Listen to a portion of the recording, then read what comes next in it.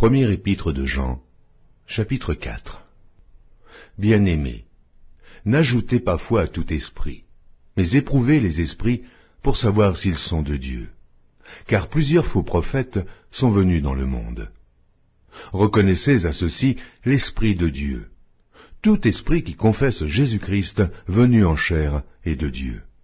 Et tout esprit qui ne confesse pas Jésus n'est pas de Dieu. C'est celui de l'Antéchrist dont vous avez appris la venue, et qui maintenant est déjà dans le monde. Vous, petits enfants, vous êtes de Dieu, et vous les avez vaincus parce que celui qui est en vous est plus grand que celui qui est dans le monde.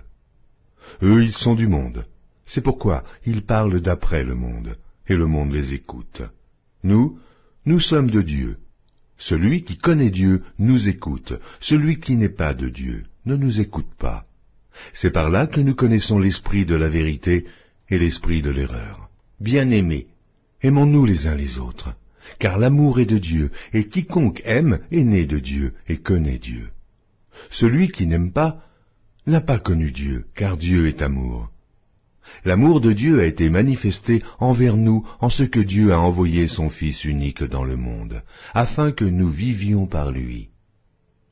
Et cet amour consiste, non point en ce que nous avons aimé Dieu, mais en ce qu'il nous a aimés et a envoyé son Fils comme victime expiatoire pour nos péchés. Bien-aimés, si Dieu nous a ainsi aimés, nous devons aussi nous aimer les uns les autres. Personne n'a jamais vu Dieu. Si nous nous aimons les uns les autres, Dieu demeure en nous et son amour est parfait en nous.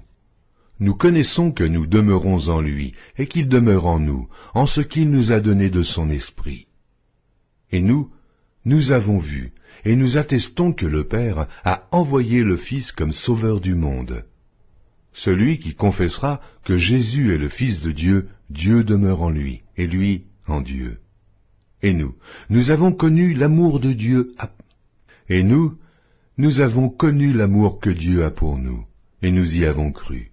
Dieu est amour, et celui qui demeure dans l'amour demeure en Dieu, et Dieu demeure en lui.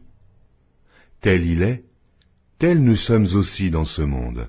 C'est en cela que l'amour est parfait en nous, afin que nous ayons de l'assurance au jour du jugement. La crainte n'est pas dans l'amour.